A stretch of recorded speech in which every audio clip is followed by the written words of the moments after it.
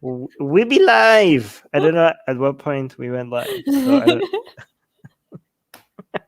I'm like, I'm here. I'm here. all right.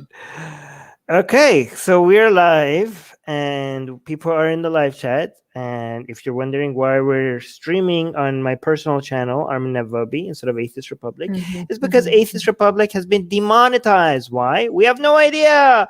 For hate, I mean, they say for hateful conduct, but they don't tell you which video, so we don't know what we did wrong. Anyways, we're here on my personal channel, streaming live on my personal channel, Armin Navabi YouTube channel, and then later it's uploaded on Atheist Republic, right? So upload it, but so it's not streaming live. If you're watching this on Susie, I know it drives me crazy. You don't even. It's so dumb. I tell them we're streaming this not on Atheist Republic, and then when we upload it on Atheist Republic, people are like, "You're lying. This is I'm watching this on Atheist Republic." I'm like, "Oh God, it's not streaming on Atheist Republic, you idiots.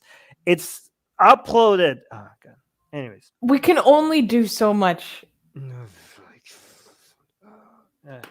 Maybe if I tell you what I'm thinking, we get demonetized here as well. Oh, definitely. Hey, Ghost Bunny, why are you upset? That you're getting that because we're monetized here. That's why you're that. That's a good sign. That's not a bad sign. We're gonna lose Susie. We're gonna lose monetization here at some point as well. We're gonna lose. You know we are. We're gonna get demonetized everywhere. It's fine. All right, where's your questions? I'm sorry if I may have missed an announcement, but why are the streams been an hour later than normal? Because of daylight savings. Yes, of course. Has it been daylight saving in India? I don't know. No. Okay, I'm very American centric. I only know what's happening with me. Yes. Exactly. But yeah, I mean, it is an hour later for me as well. Wait, do people miss the intro because of the ad? Doesn't it start when the ad is? I don't know. No, it doesn't. Okay, the intro was so good. You have to go on back, watch it again. Susie, guys, where are your questions? You guys are just commenting. Someone asked, "What is Atheist Republic Masterminds?" So that's one of our Facebook groups, but that's for our Facebook group for people who want to have more serious discussions. The elitists. Basically. They're like the main group, the main private group. So we have a page, Atheist Republic Facebook page with 2,400,000 followers, which is the largest atheist, not Facebook page, anything page anywhere in the whole world. Not anything atheist page. I'm just saying not the word. No. So what I'm saying is that it's not the world's largest atheist Facebook page. It's the world's largest atheist related anything. And then we have a private group, Atheist Republic private group, not a page, and that's also the world's largest private atheist group. And then so many people complain. So here's the thing. The reason why we made the private group is a lot of people when we first started the page, so many people are like, I don't want to engage here because I don't want people to see that I'm engaging with atheist stuff. So we made them a private group. And then some people are like, oh, this is so childish. People are posting memes here. And I want to have serious intellectual discussion. This is too low level for me. And they're like, fine. Here's a mastermind, Atheist Republic mastermind group. And a book club, and a gaming club, and a dating group. We had you know that we have a dating group. Yes, we have. Not to mention local consulates. Like yes, for every city. 100. We also used to have an LGBT group, which went under a coup by wokeists. They stole a group from us. They straight up stole a group from us. Yeah, they were like, they basically did a coup d'etat. They called you transphobic and racist, I think. Yeah. Amazing. Meanwhile, you literally think transgender people are going to save humanity. I think transgender rights is the most. Yeah, I think it's the most important human rights movement of our time. And I think like some people might think I'm even when they hear why I think that, even some trans rights people think I'm exaggerating. And they call me a transphobe.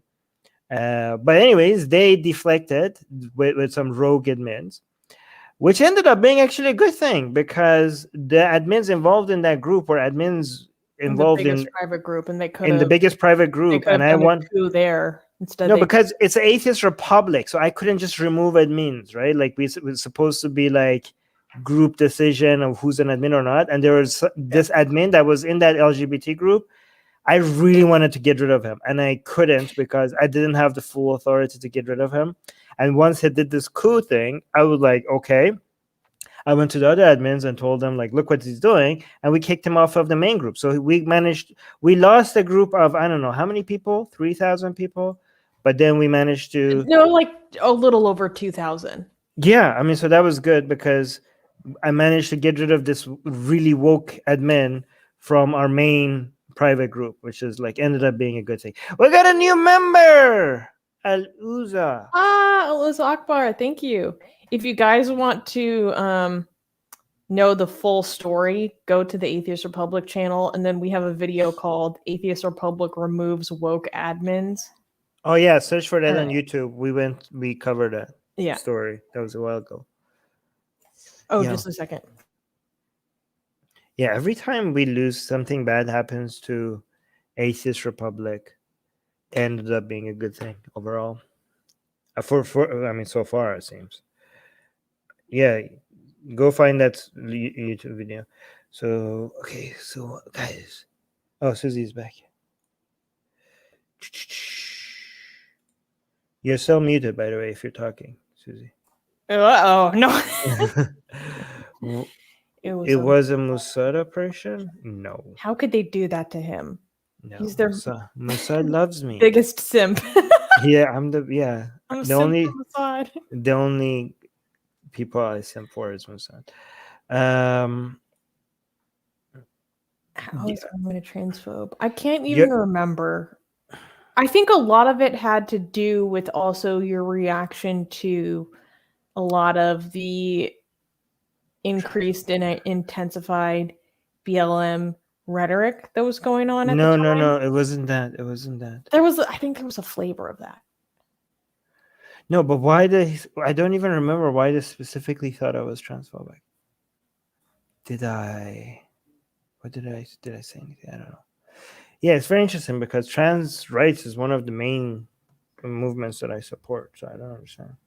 It's like, I think the smaller a percentage of a population your group is, the more of a protection you need, from the rest of society, because you don't have the numbers to protect, to create a movement. You know what I mean? Like this is why women rights movement was ahead of gay rights movement, because half the population were women. So they had the numbers to be able to push that forward much faster than gay rights. And this is why gay rights movement in Western countries is ahead of trans rights movement, because they have the numbers to support a lot of activism. I mean, hey, I can hear it. But gay people still need the support of straight people, because the numbers are still low, right? You need non-gay people to join that movement for that to get any momentum. But the people that need it the most are trans people, because they're such a small percentage of the population. I just people were asking about like what's the whole story. I just posted a link to the video, and I think we even go over some live. We go over some screenshots of like people with their exact accusations. All right, so this is Kenji is asking me about something that is gonna get me into some. So I know this might sound pretty out there for you guys, okay? But have you heard his take on cannibalism? No, shh. Okay, no, okay. Here's the thing, guys. Susie, now you're get us demonetized. Okay, so this might be like really crazy, okay? But bear with me. Try to Okay, be skeptical. I might be wrong about this, okay? But be open-minded, okay? A little bit. Not too open-minded, but just give me the benefit of the doubt, okay? I think, so basically the question is by Kenji. Kenji saying, can you explain why you think that trans rights movement is the most important movement ever? Not challenging, but just curious. Okay, here's my answer. I think the most, oh my God, how do I tell this without sounding insane? I think that we have accepted death as something normal and without any justification. Like, I think like future generations, like we are so close. Humanity is so closer than most people realize to defeating death as a whole, right? And I think future generations are going to look back at people who used to die with horror.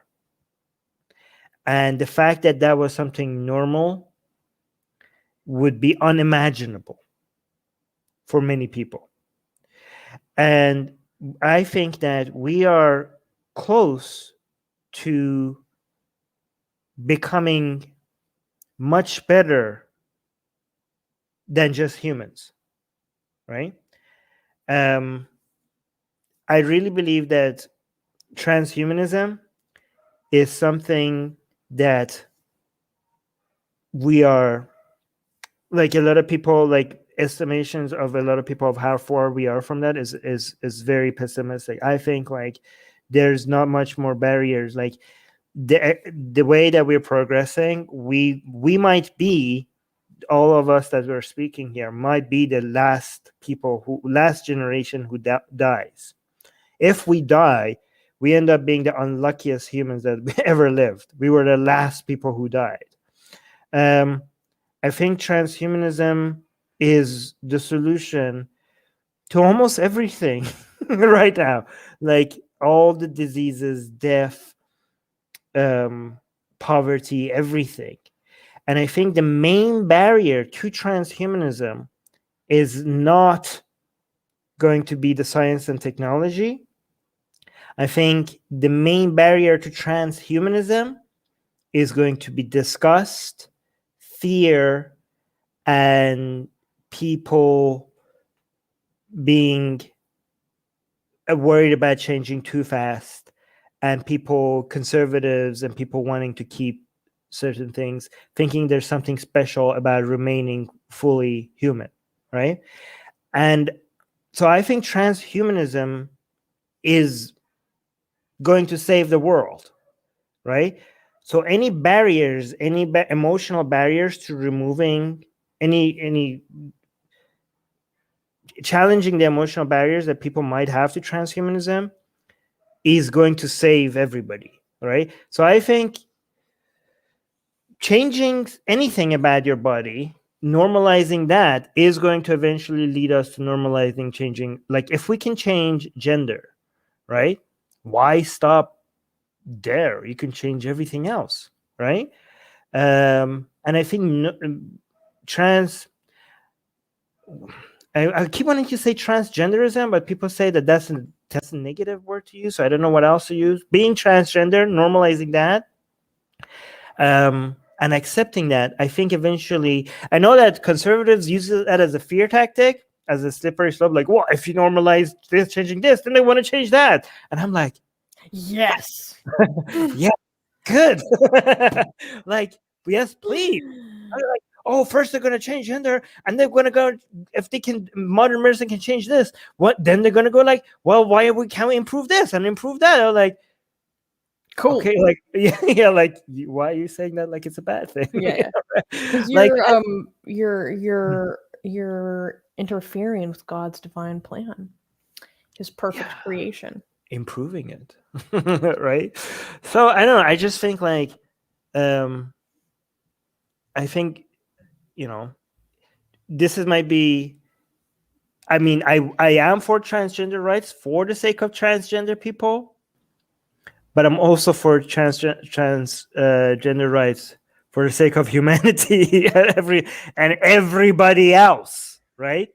For the sake of everybody else. So I think trans right activists don't know that they might be saving humanity by removing the barriers, emotional barriers that people might have when it comes to improving and changing the human body and mind and everything, right? So I don't know. Let's see if did people think I'm crazy now, or did people agree? That's not even close to your most controversial or crazy take. Yeah. I'm talking about, people are like, are you talking about genetic? I'm talking about everything. Everything. I'm talking about adding genetic, cosmetic, replacing your heart from birth, improving it to something superior from the very get-go, adding processors, memory banks to your brain, eventually, hopefully, just like giving up on the body as a whole, and just like go from a carbon-based life to a silicon-based life, all of it. So if you ask me, are you talking about this or that? I'm like, yes. Yes.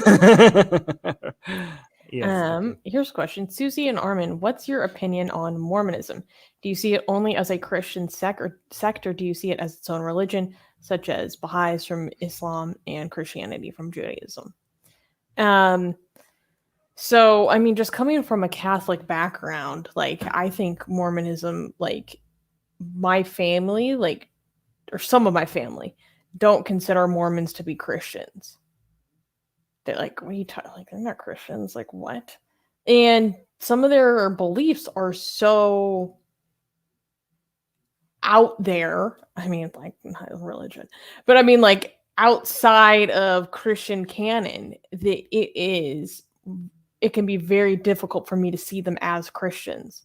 I mean, like, these beliefs that, I'm not super well versed in Mormonism, but I know that there's some aspect of, if you are godly enough, you will actually like become your own god basically in the afterlife, and you get your own planet.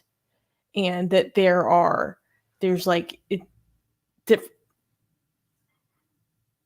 stuff like that where it's just so far beyond anything that I know as Christian. I'm like, this is heresy on steroids. Yeah. I guess it depends on your definition of Christianity. If you think that Christianity means believing in Jesus Christ as your Lord and Savior, technically, by definition, is Christianity, right? And so depends on the definition. All right, do some member questions before other people question. So Kumar is saying, wait, no, I want to ask it where he was on Twitch. Guys, go follow us on Twitch. So Armin, Susie, what are your thoughts on the Arab princess saying that Indian officials drugged her and returned her to KSA? So I think you're talking about Princess Latifah. I don't know about that. Except she wasn't returned to Saudi Arabia. She was returned to Dubai. And then, yeah. So truth be told, I don't know that much about the circumstances of her abduction. I know that she was abducted off of the coast of India, like, based on my preliminary readings of the subject, like basically almost like a pirate hostage situation, like really crazy stuff. I haven't heard anything about drugging though. So I don't know, especially saying that officials did that. But even me not knowing those details, the whole situation really highlights like how far money can get you. Because she had to travel like through nations as a hostage to get back to Dubai, right? Possibly drugged at some point. Money will make stuff like that happen. That's how powerful these people are. It can be pretty scary.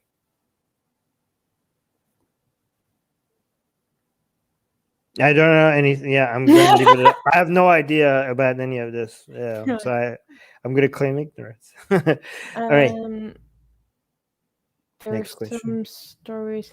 Real quick, what are your views on the secular professor of Oxford University where he said Oxford is not a place for Sanatani Hindus, where a 22-year-old Indian girl was hounded because of faith? I know nothing about this. I don't know anything about this either. We should look into it though. Right, let's go. Oh, wait. No, you already said. Wait, I actually highlighted the people that said they don't think I'm crazy. Yay, look. People agreed with me. So. Hey. Yeah. Also, it was. Look at that. There we go. Okay, good. Thank you guys for. I was thinking, like, am I going insane? Yes. But no. Okay, here's a question. Do you think English language ex-Muslim YouTubers such as Harris and AP, meaning Apostate Prophet, should seek advice from Arab language ex-Muslim YouTubers in order to produce more nuanced, higher quality content? No, why? I mean, first of all, most of the Muslim world is not Arab. Why does it have to be an Arab?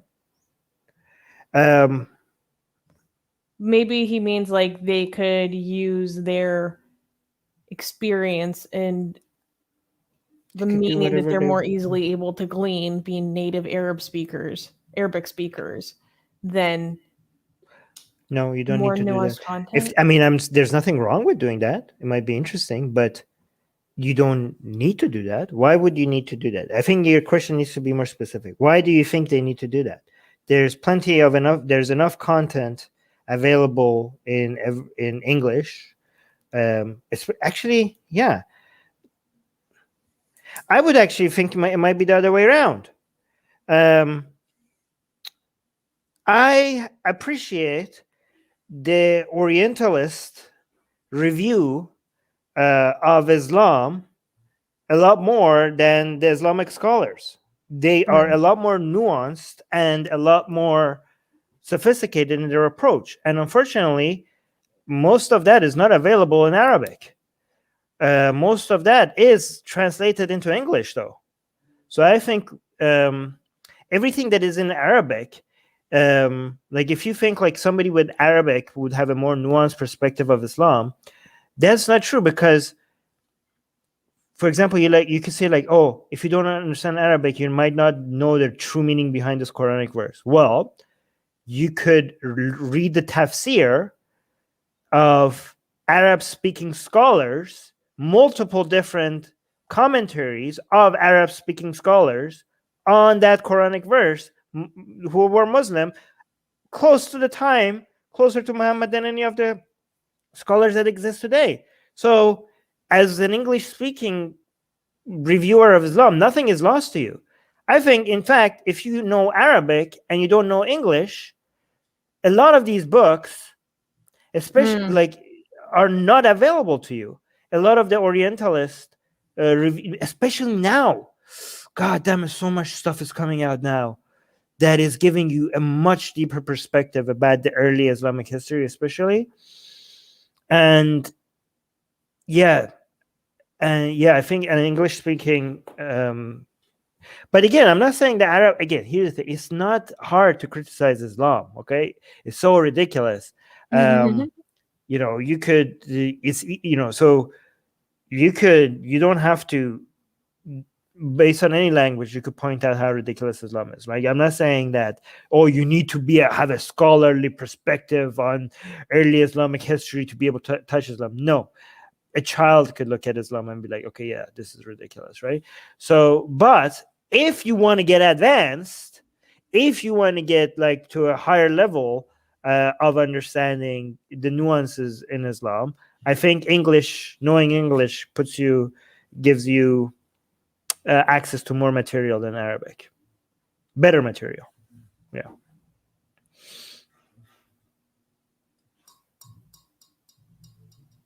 I think, and also like, they don't necessarily have to make more nuanced content. You don't need that much nuance to be like, yeah, a guy didn't cut the moon in half with a sword. Like, yeah, how much nuance do you need? Yeah, I know, but also like that's not for everyone, right?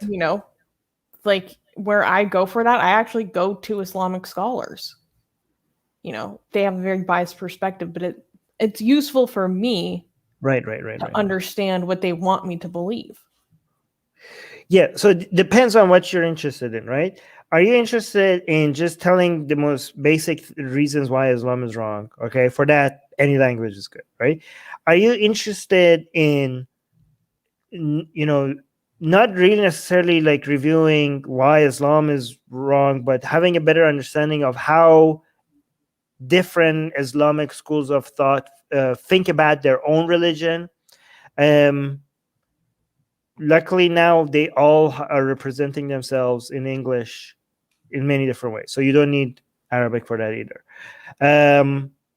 However, then there's another area which is like actual historical academic analysis.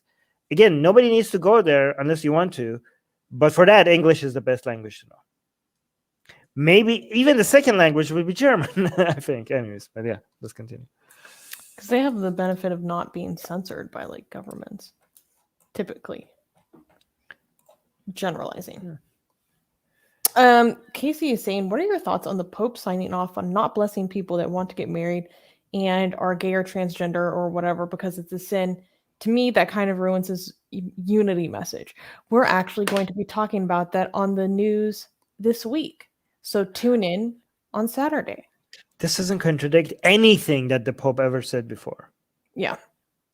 People who think like when the Pope said like, oh, his unity message is now being contradicted by this. No, the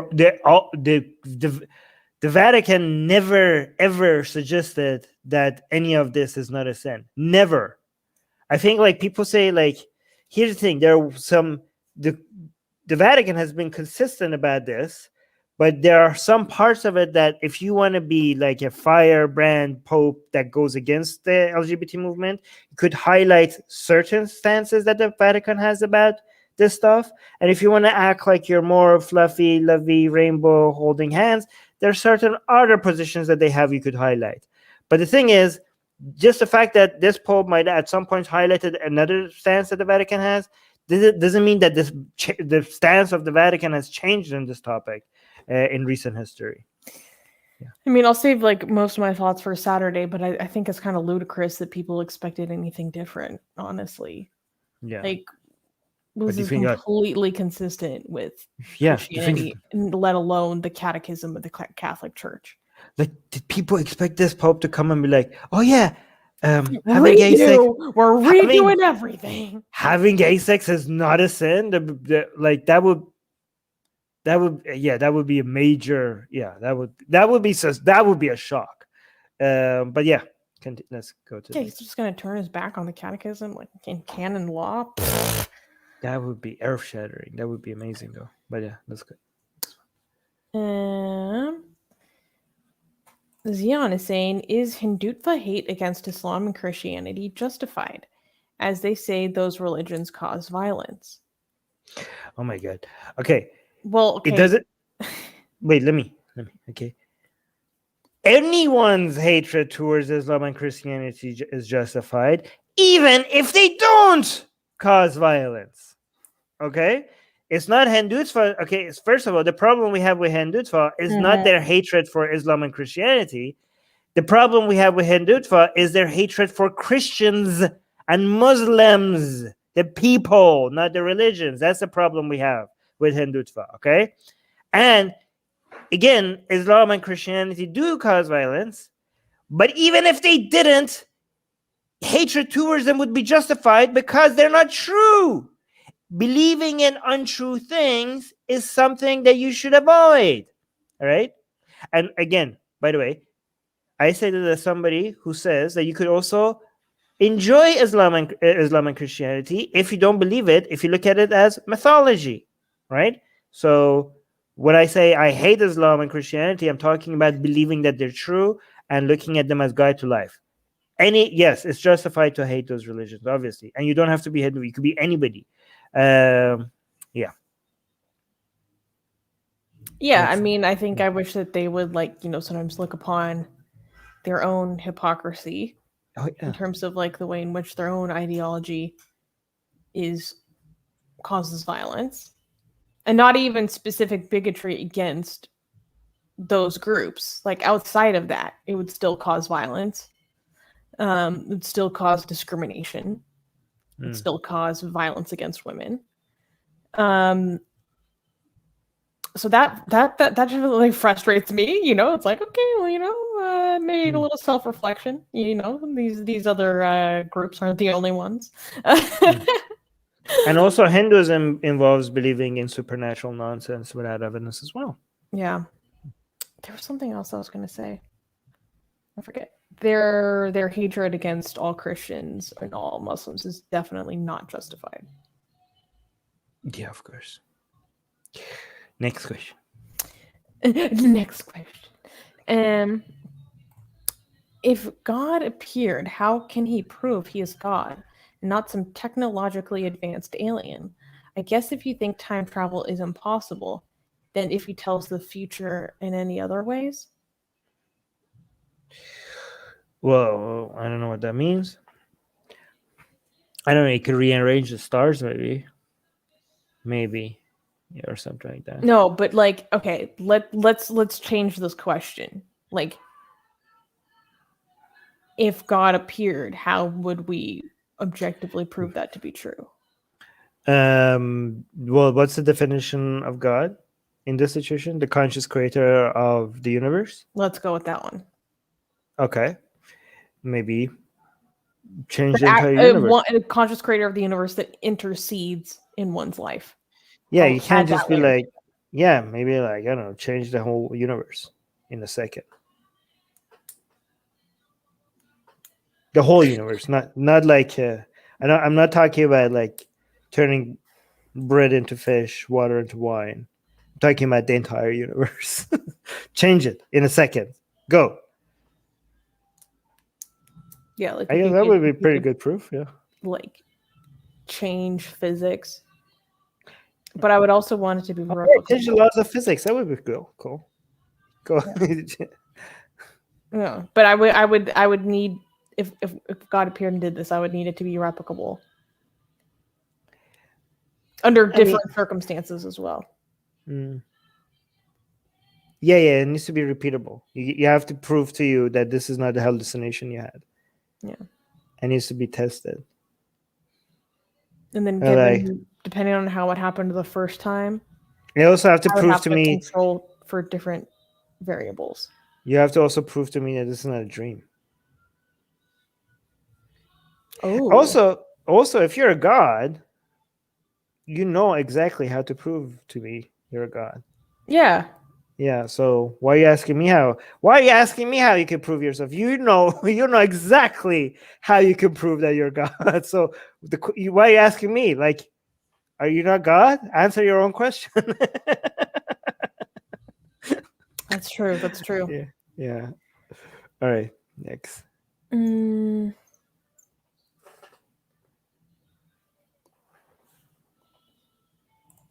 There's a similar movement to me. I don't know what that means. It's hot now in.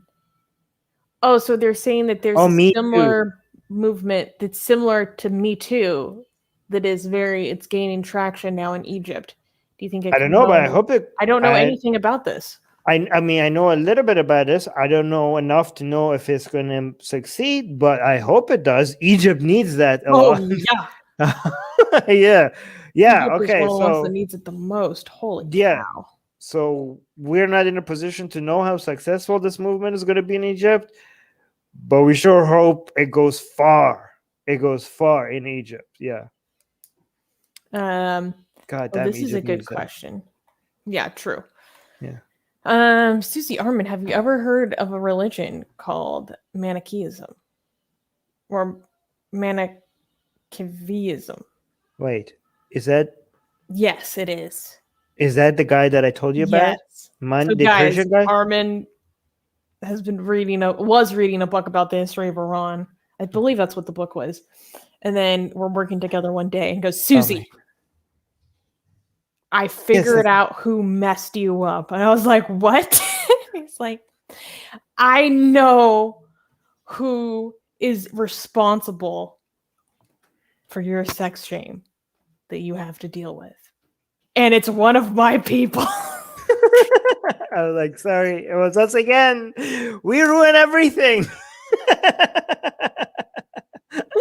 It was so funny. And then you read me a passage from the book about yeah, let me bring this up. what is it, Manichae or something? I can't remember how to pronounce his name. But the funniest thing is that this book is like a history book, right? But the way that this author randomly just goes in on Manichaeism, like, it seems a little out of character to just be like, the author really hated I need to take a moment to talk about how awful this guy was, how much he screwed the rest of us, and it was so funny. it was kind of justified. Yeah. Wait, okay, so here, let me actually find. Oh my god. So here's the reason why this guy ruined the whole world. But guys, if you feel any shame or any taboo for sex stuff, related stuff, it's because of this Persian nightmare. Yeah. This is a prophet. His name was Mani, and he's Persian. And this whole sex shaming and everything was popularized by the Catholic Church, who the Catholic Church got it from Augustine, Saint Augustine, and Saint Augustine got it from this Persian prophet named Mani. Okay, so and then the Catholic Church popularizing that eventually led to all the process. The whole concept of original sin, and that Augustine was the main person who popularized that. And that he got that also from the disgusting nature of the flesh, the body, and sex and everything. Gross. Everything is disgusting about our, that all came from Mani, the prophet Mani, which Augustine got from. Right? So, yeah, guys, we Persians be ruining everything forever. we ruin sex. We ruin sex for the whole world. We ruin sex. And guys, here's, as much as we keep attacking Hindutva, the modern Hinduism got that because of how popular the sex negativity was popularized by like the British, eventually the British Empire, the Islamic Empire, which again was popularized by Mani. Okay, so as much as we tell you guys like, oh my god, why is India so sex negative? I'm sorry, it was not. We did this to you. It was our fault. Wait, let me find that passage. This is the opposite. Usually it's you're welcome. Yes. Guys, the reason why we're bringing Sexy Cali to India is because I'm trying to fix. I'm apologizing for my people, what we did to India, right? We made people be ashamed of sex and they become sex negative. I'm just trying to clean up the mess of my ancestors. Okay, hold on. Let me read this. Where is this? This took a turn that I didn't expect, huh? Let me just read. Where is this? Oh yeah. Of all the fathers of the Christian Church, probably the most influential was Saint Augustine. Augustine wrote wonderful books that but here's the here. Where was that? Many of the ideas that Augustine teaches explicitly fix Christian doctrine, notably the original sin, strongly associated by him with sexuality. Oh yeah, here. Surely Augustine could not successfully have foisted upon the Christian Church Manichaean ideas that the church had already declared heretical. Oh yeah, so Manichaeism, the church actually was resisting Manichaeism, but Augustine's popularity and his influence by Mani's ideas made the church more tolerant. Yet that seems to be what have happened, and Augustine was accused of doing precisely this by contemporaries, notably by this other person. These theological, it was Augustine. It was Augustine that brought the original sin and sex negativity and being disgusted with anything earthly pleasure and everything that came from Saint Augustine to the Christianity. And sorry guys, I'm sorry.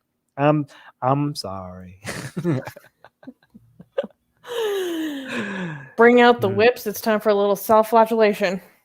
That's very Manichaeist of you, actually. By the way, that's actually that's also That's my point. Yeah. You Wait, must what did punish the flesh. Yes. Yeah, it led to every other religion. Goddamn money, like, guys. So here's the thing. No, actually, I'm not sure about that. I'm not gonna say it because it might not be true.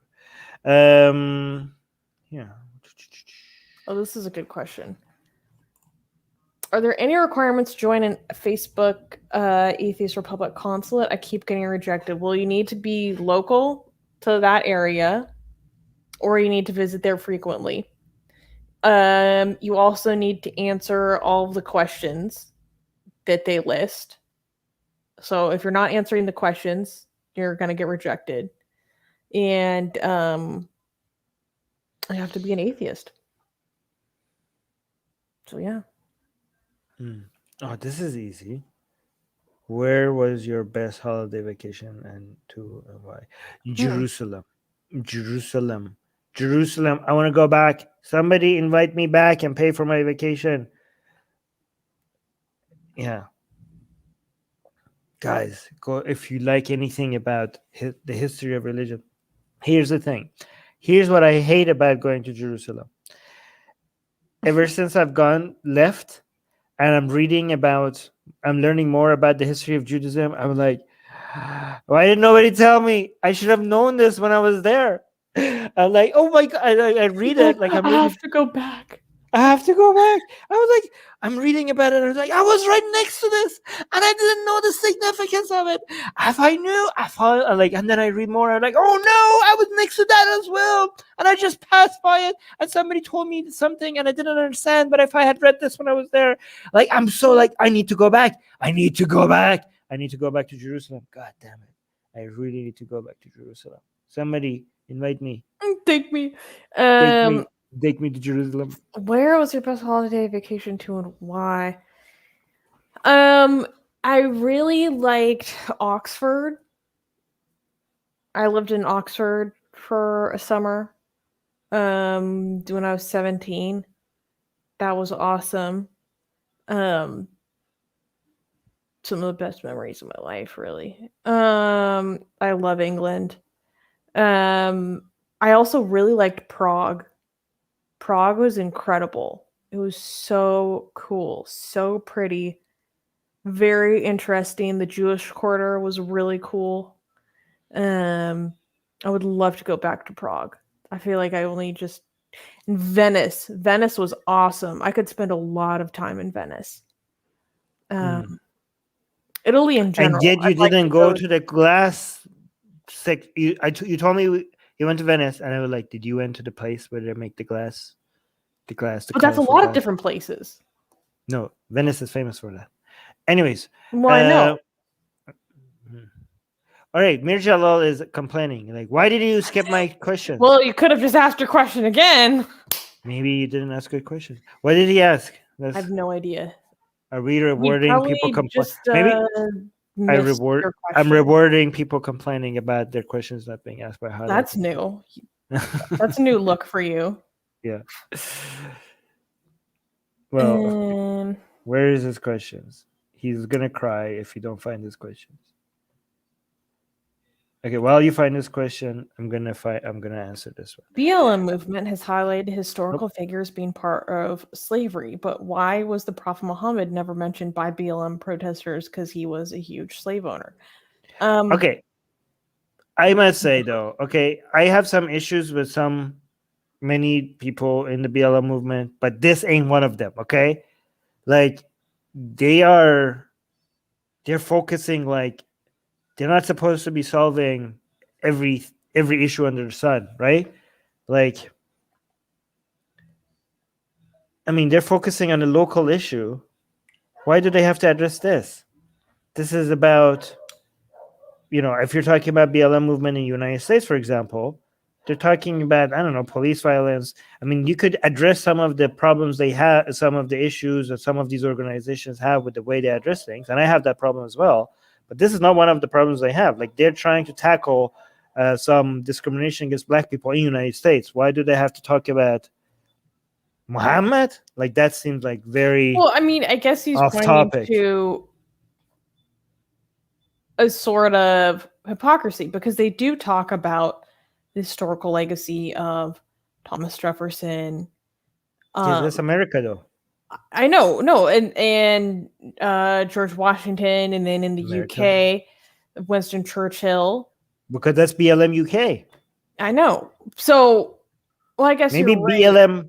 Maybe if you have BLM, BLB. No. Right. BLM Arabic. Well, but they don't. There's no black people. It has to have a different name. But it's like, I don't know. I don't think it's relevant to the activism. Just your activism doesn't require to be tackling everything. It's funny because you know what you used to say about this. I think I remember you saying, like, well, I hope they go after him next. Like, let's cancel. Yeah, I would be like, yeah, I'm not gonna lie. If they do go after him, I would be like, oh my god, this is so interesting. Like, I would be excited if they be like, if this whole movement all of a sudden goes after Muhammad, like, oh my god, we noticed that Muhammad had black slaves, which he did. And if they go after him, I'm gonna be like, in the corner with you, like, oh, let me get my popcorn. Grab the unbuttered popcorn. I would be like so excited. Okay, I would be very excited, but I'm not expecting, like, I wouldn't be like, why are you not doing this, right?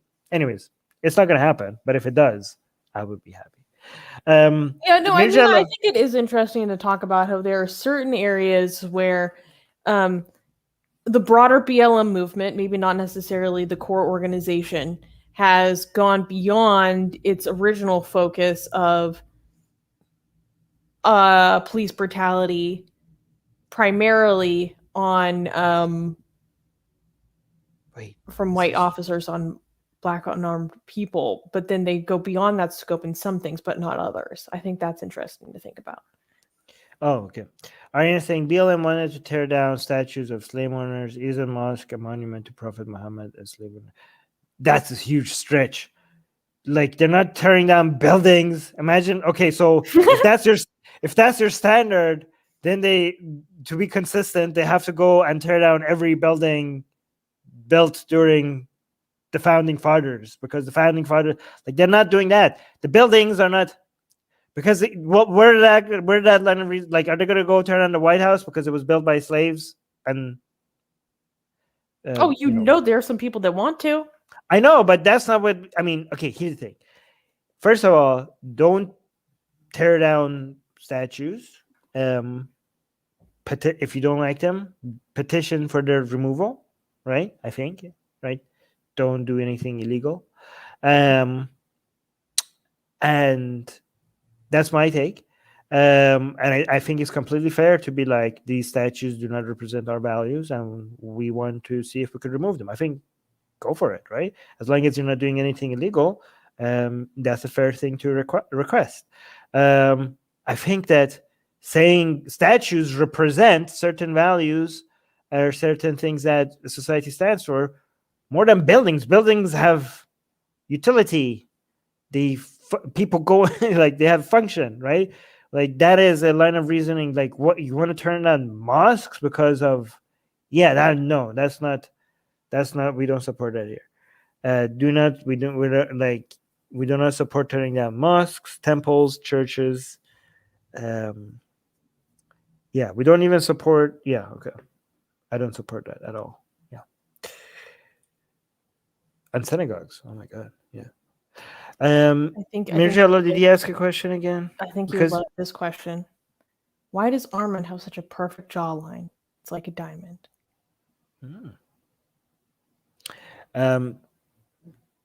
Superior genetics. Wait, I don't know. Oh, not like that. No, not like that. No. Oh my god. No, but we were talking about this earlier, because it also has to do with you just losing weight. Yes. I didn't have a jawline like this when I was heavier. Guys, I have found, it's not just genetics, it's also hard work. And no, it's actually not hard work. Is being smart enough to know how to achieve the most with the least amount of work. I have Crack the figured out, code. I have cracked the code in living healthy, keeping your weight off, and eating non-stop food that I enjoy.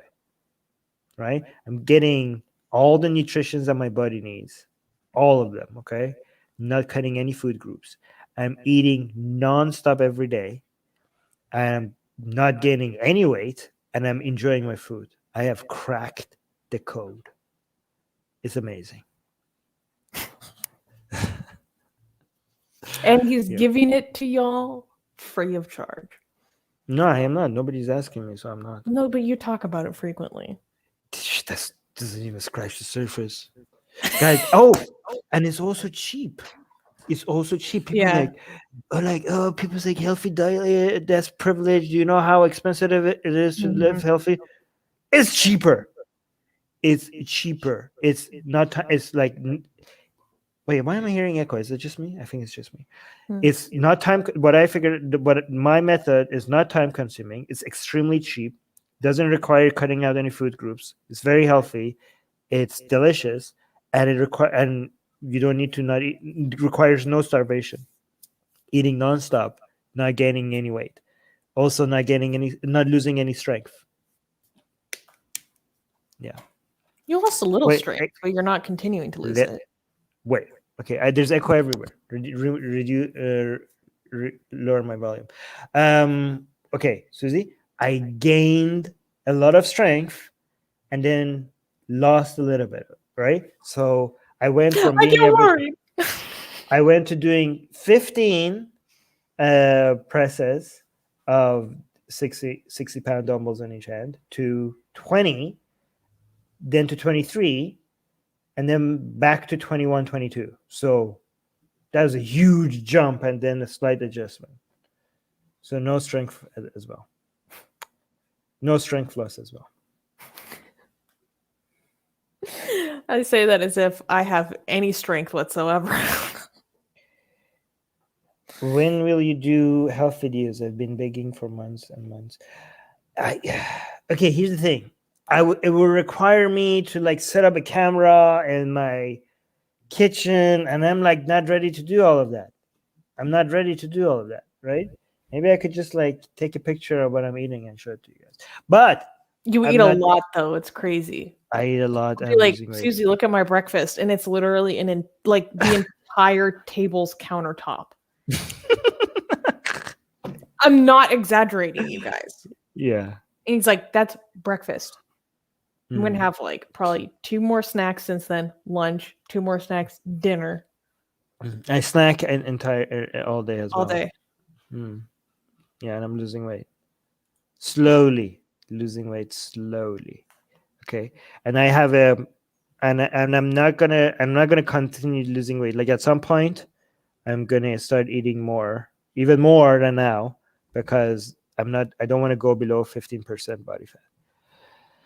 Mirjal, I'll finally re-ask this question. Mirjal, have you seen Steven Crowder's recent expose where he does sting operations exposing fraud voters in recent elections look pretty authentic? I have not, and I'm very skeptical, so I can't talk about it right now because I don't know. Yeah, so very easy answer. I don't know. I'd be very curious to see that, though. How anecdotal is this? I am inclined to not believe that what he found, given it's valid and authentic, is enough to overturn the election. You know what? So Susie does look like she works out, and she without working out. It's amazing. Susie does have superior genes. Oh, thank you. Well, it's not good. Because, guys, if your genes are too good, that means you always look good no matter what you eat and without exercise. That means you're gonna miss out on a healthy lifestyle, right? So because you look good all the time, and I don't gotta work for it. And you don't, yeah, but then exercise and a healthy diet is important for a good lifestyle, right? So it's possible for you to have too good of, you know, Especially in terms of aging. yeah. One of the best predictors of remaining cognitively sharp as you age is having a lifetime Hmm. of exercise. So I Yeah. really do need to get on that. Yeah. So if you have not been blessed with the best of genes, that might have been a blessing, because that might have meant that you had to work for a better looking physique, and because you had to work for it, you might end up living a higher quality and longer life because of the effort that you had to put into looking better. Oh, by the way, disclaimer: I'm not a doctor, I'm not a health expert, and I'm not a dietitian. And everything I say could be completely wrong, and I don't know anything about any of this. And you should go do your own research and talk to an expert. Yeah, I don't work Disclaimer. out. I just only eat like once or twice a day. Right. Oh, that's bad. So I was saying, before Before BLM. BLM, many people would never think of Winston Churchill as a mass murderer like the H guy. He means Adolf from World War II. Any thoughts? Mm. Well, a lot Uh, of people would. I think it just allowed a moment to have a conversation about other aspects of his legacy. right. And I also was convinced that Winston Churchill did commit a lot of war crimes. And then I looked into the counterpoints, and some people were suggesting if you do a deeper dive, he wasn't a war criminal. And I'm like, I think maybe he was a war criminal, especially what he did in India and all. And other people were like, no, he wasn't, because this is what he had to do and this and that. I don't know. I haven't. This seems like it requires a lot more research for me to figure out what the truth is, and I'm just gonna say I don't know. I don't know, right? I thought for a long time that, I mean, he was definitely not as bad as Adolf, but I assume that it's based on what I've heard. A Cubs raiser to me suggested that he had committed a lot of war crimes. But now that there's a challenge to that, I don't know if the challenge to that is correct or not, because I haven't done my research on this. So I don't know.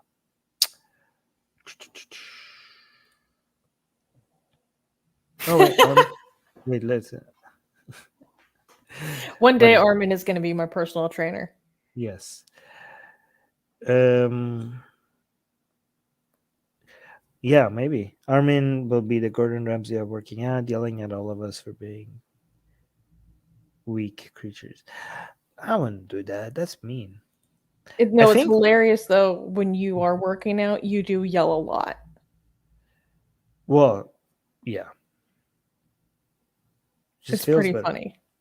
It's not funny. It's manly, okay?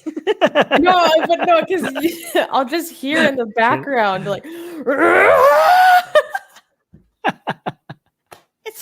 That's what's funny. It's like just off camera. Right. That's only when I hit failure. Okay. Yeah, it's not yeah. like, so that means like when you get to a point where you can't do anymore, if you just give it all you got, then I don't know. A lot of this is why it's good if you do exercise at home, because there's things you could do that you can't do in a gym, because it's really annoying to people around you if you do that, right? It's really annoying, and people are like, "Shut up!" I'm like, I can't give it all I got because of these people around me, right? Because of social desirability. Sheesh. Yes, yeah. But yeah, when you're at home, it's better. Also, when you're in the gym, they're playing a music loud that keeps mixing with your music. I'm like, I have music. Who doesn't have their own music when they are working out? Why does everyone have to listen to this music? Just turn it down so I could hear my music. Like, my music is mixing with your music. I hate gyms. Anyway. All these sweaty people touching my stuff.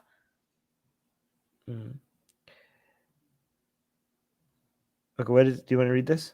Black people constitute 10 to 15% of the Saudi population, but they are completely assimilated into Arab culture and consider themselves Arab. Okay. Oh, that's a comment. All right. I don't know how true that is, but I guess we'll take your word for it. Armin, if you believe in not letting anyone tell you what you can and can't say, then will you break national rules like burning a country's flag? What about saying the N-word?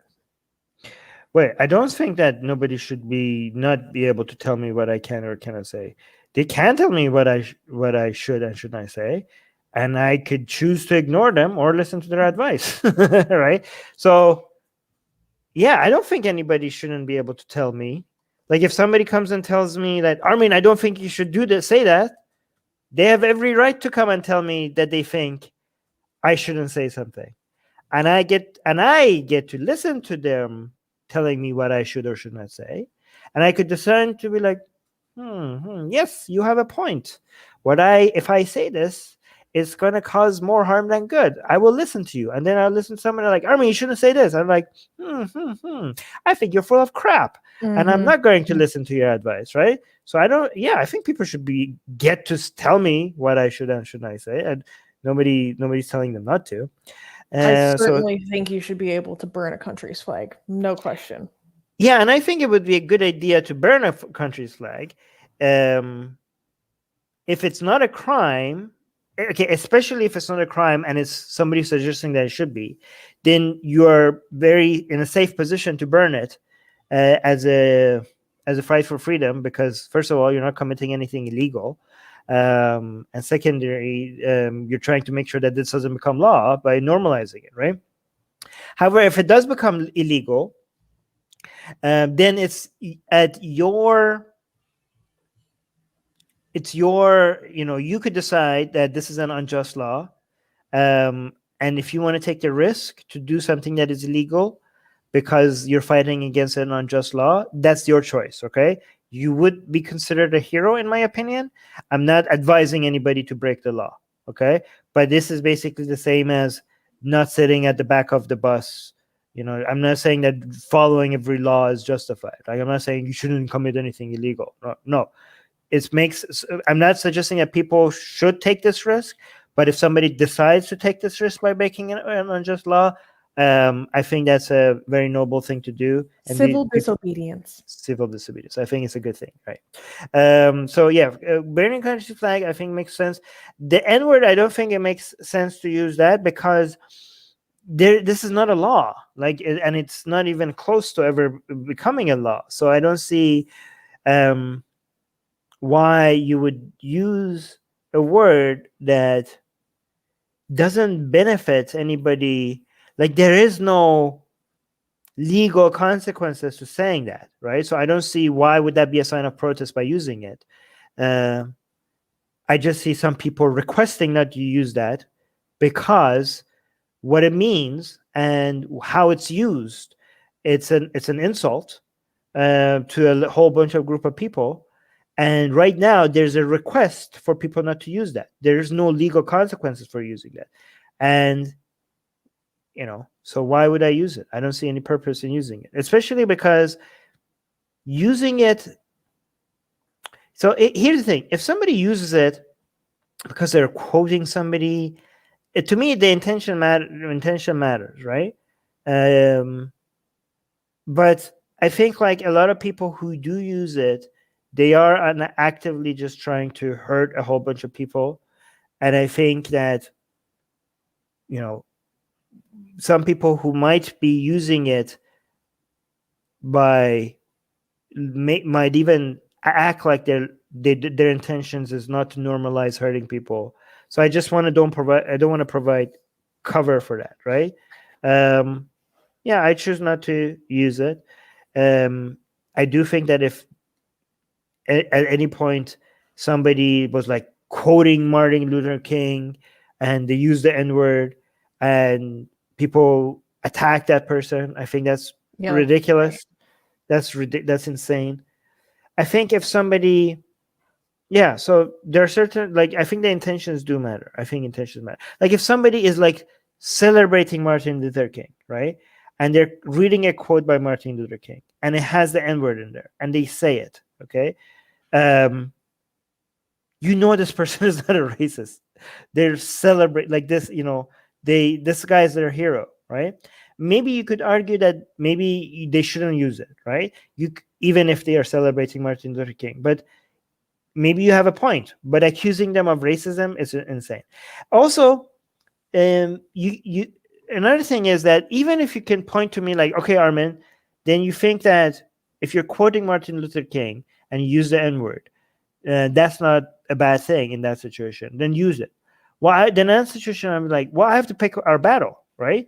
Like, even though this is not illegal, I think that the backlash that you might get from that might lose every single platform that we have, right?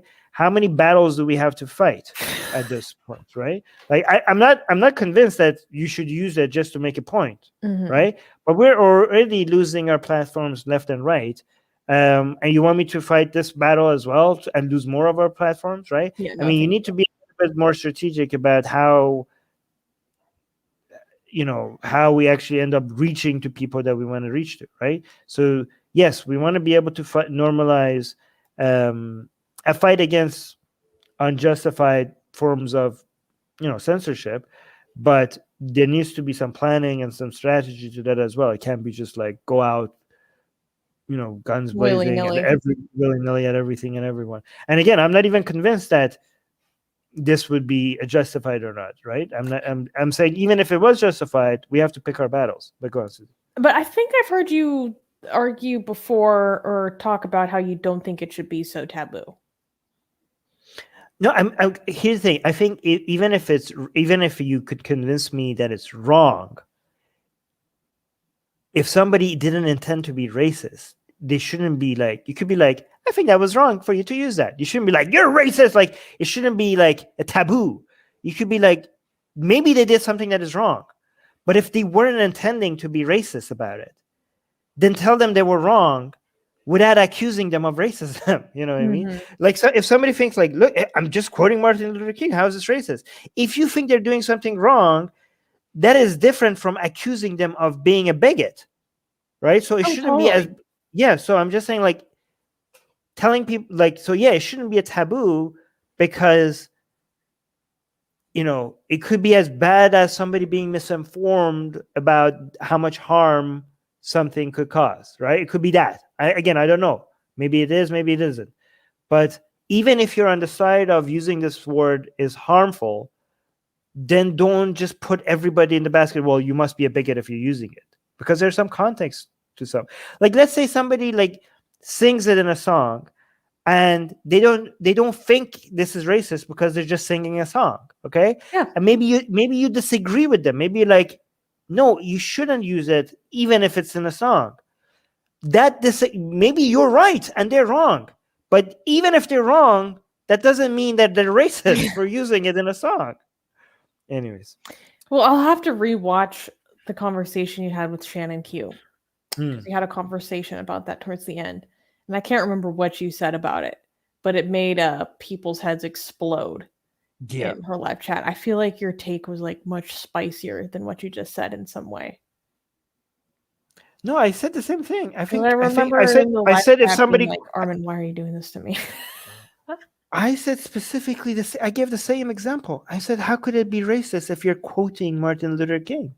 No, that's why I said I'll have to rewatch it, because I feel like I remembered something different.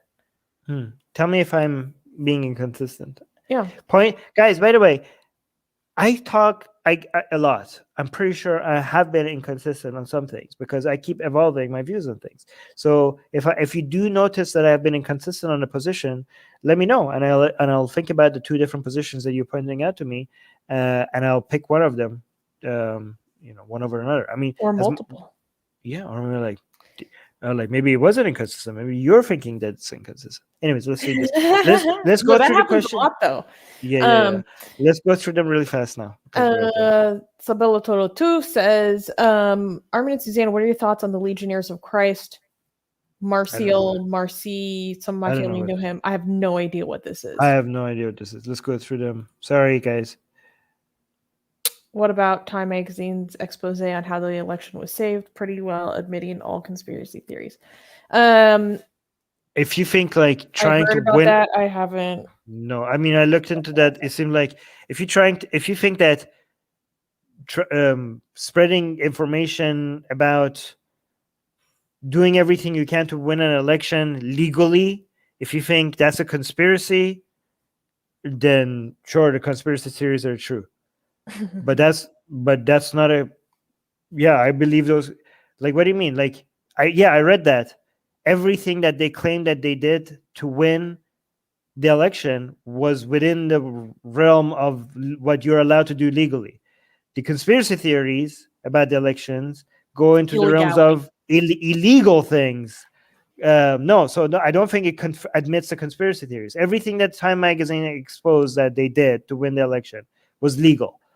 The things that the Trump supporters claim happened is illegal, and none of that has been proven. Anyways, let's go this. That's not a question. Oh, okay. That's not a question. Not a question. Did you watch the No. ContraPoints video yet? Nope. Okay, we'll do that. Sorry. Not a question. Another question. I'm just looking at the ones that are being tagged. Okay, this is a good one. Please. And I love this. I was going to choose this just because it says Habibi. Okay. And Habibi is one of my favorite words. I don't care if people say appropriating shit. Please, Habibi, be honest. Do you think that the Israeli settlements are as bad as Hamas because of their violence against Palestinians does exist, despite what Western media tells us? Well, Armin, you're against the settlements. Yeah, but it's not as bad as Hamas. Wait, what? Okay, be honest. I'm always honest. No, to be honest, I'm not always honest, but I'm most of the time. You're more honest most often than anyone yes. else I know. So yes. Please, Habibi, be honest. Do you think that the Israeli settlements are as bad as Hamas? No. Whoa. Wait, do you guys think that just because I think that the Israeli settlements are bad, that they're as bad as Hamas? No, not even close. Because the violence against Palestinians does exist, despite what Western media tells us. Yeah, there is unjustified violence against Palestinians. There are legitimate human rights violations by Israeli government. There's many of that, right? However, it doesn't even come close to Hamas. Like, I have been. Yeah, just because I say like Israel has, it's not as bad. Definitely not as bad. It's not even close. Not even close. If you adjust for per capita, and if you adjust for military capability and genocidal tendencies, definitely Hamas wins that by a huge margin. Okay, so I know this is a comment, but we have to read it. Yes, I was going to highlight this too. The Muhammad and Ayatollah Khamenei and Cyrus the Great art is too good. I'm not even gay, haha. Guys, if you want to know what Desert Cami is talking about, you should go check out our Patreon. Or you can go to blasphemousart.com and you can get a little preview of it, where you can also sign up for our newsletter and you get the safe for work version of it for free. Yes, so guys, sign up for our newsletter.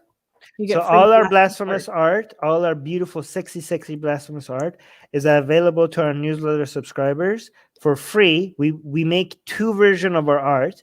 One of them is safe for work, and the other one is explicit, not safe for work. And the free version to our newsletter subscribers is the safe for work version, and our patrons get the not safe for work version.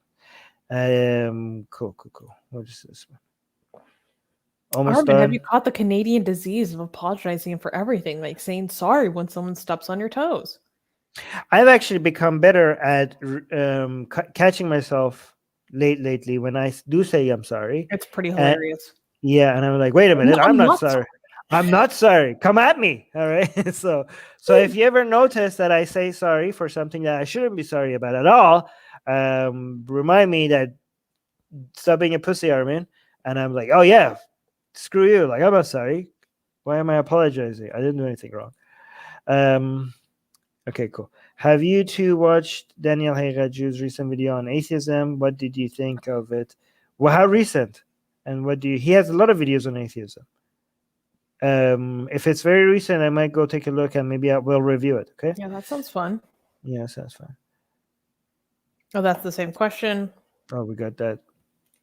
We're getting closer to the end. Guys, no more questions. We're ending this soon.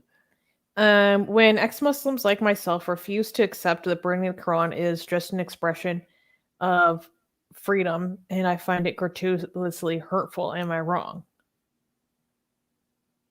Well, it's definitely free expression. You're totally welcome for yourself to find it gratuitously hurtful. It may not be for other people. Wait, yeah, I mean, wait, when ex-Muslims like myself refuse to accept that burning the Quran is just an expression of freedom, is just, and I find it, wait, it's just, so are you for it? Or is this confusing? No, they're not.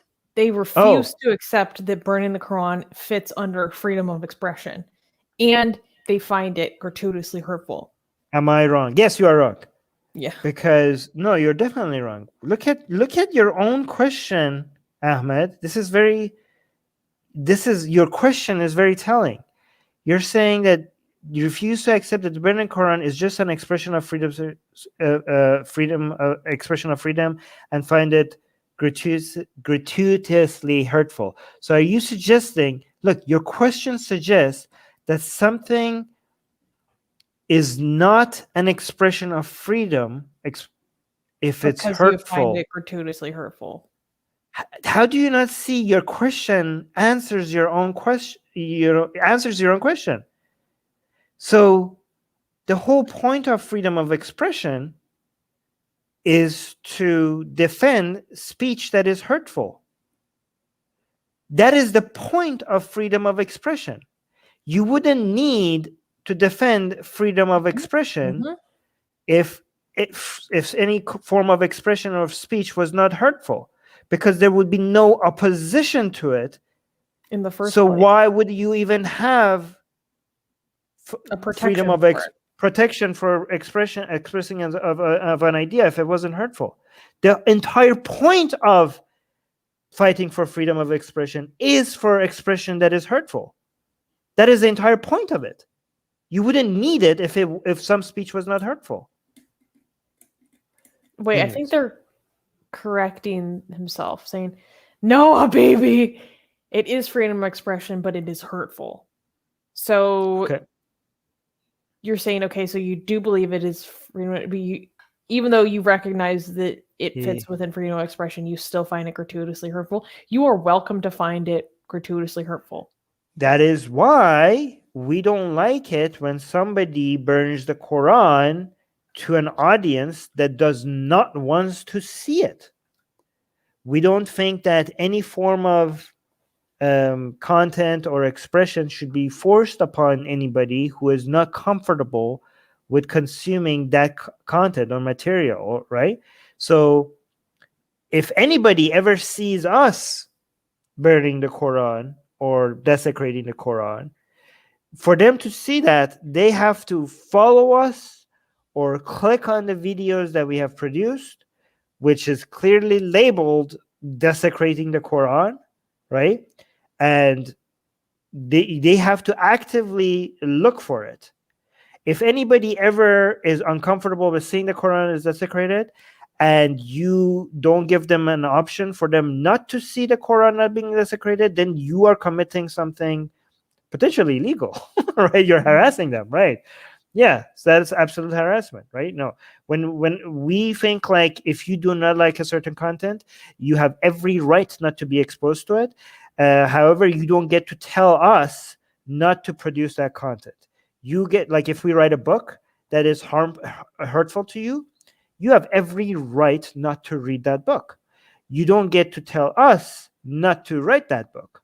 If you don't like a certain art, like our blasphemous art, you have every right not to look at the art that we make.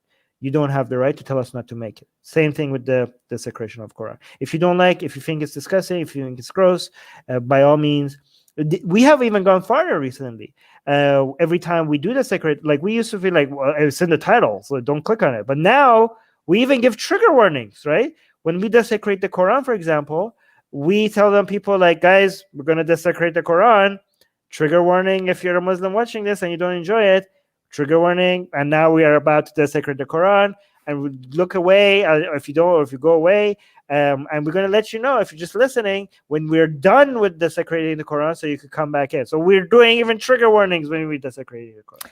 And to everyone in the live chat saying that Ahmed is not an ex-Muslim just because he finds that gratuitously hurtful, he must be Muslim. You can go screw yourself.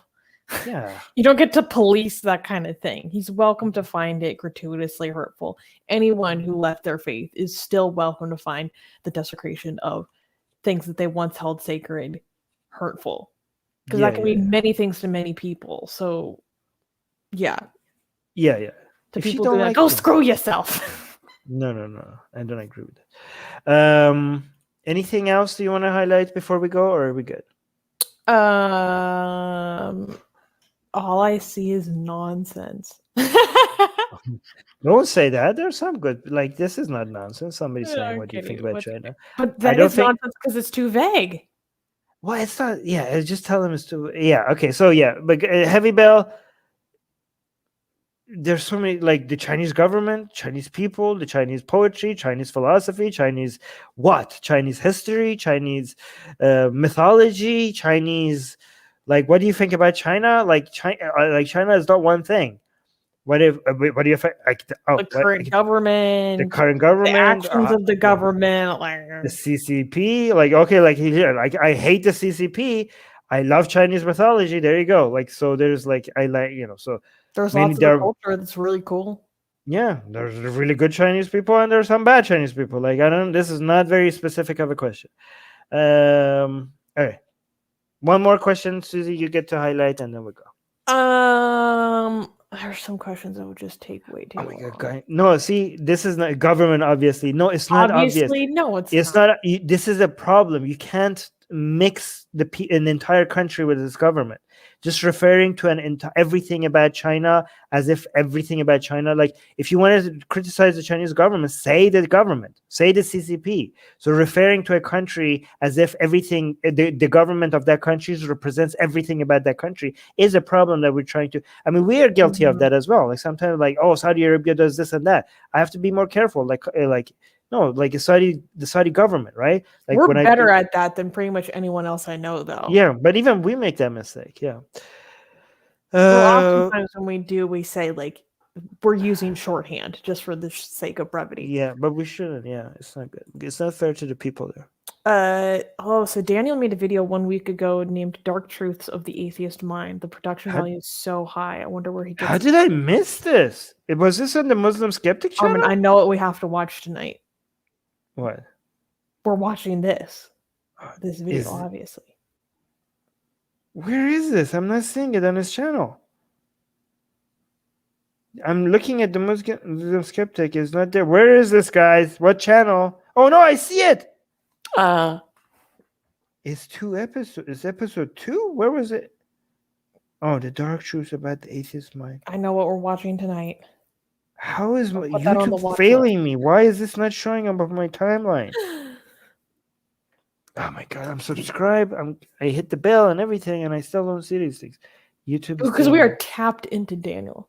Can I admit something to you guys? This is going to be very unpopular to a lot of our audience. And I know Armin agrees with me on this. Do I? Daniel and his wife are one of the cutest couples ever. True. Like, honestly, they're kind of couple goals. Like, they're really cute together. That's funny. Like, you can just tell she loves him so much the way that she looks. It's really sweet. She's like, that when we were watching them together, and Danielle was like expressing something, and you could just see her eyes because she has a full niqab, and she's looking at him, and she's so proud, and she's like, even looking at her eyes, you could see like she's smiling. I were like, we were like, oh my god, look how she's so proud of him. They're Because they're so talking cute. about gender roles in Islam and stuff, and he makes a point, and she just looks at him, and it's like this facial expression. It's like, yeah, you're right. Yeah. Like he got it. I'm Yeah. like, And I'm like, they're so in agreement with each other. It they're was so cute. cute. I'm like, oh my god. I love them together. Oh my god. So that's cute. Okay, cool. All right, we need to go. By the way, actually one thing, they have some really problematic views, right? Mhm. And you wouldn't be able to get away with saying this if this was about like an alt-right couple. People would cancel you, like, oh my god, look at you humanizing people with God problematic. forbid. Yeah, no, We like, treat humans yeah. like humans. But you won't get in trouble for like saying the same things about Daniel and his wife. Because, anyways, we need to go. And this was fun. And yeah, guys, subscribe to my personal channel if you're watching this later on Atheist Republic. And turn on the Link it- notifications so you know when we go live. Yeah, no, actually, subscribe to our newsletter because apparently that's the only way for you to get our content. And you get 60 blasphemous art for free. And also my book, Why There's No God, for free if you subscribe to our newsletter. Link. Oh, link in the description. You get that book for free. So yeah, bye. I keep it on hand right here. Good. Okay, bye. Thank you.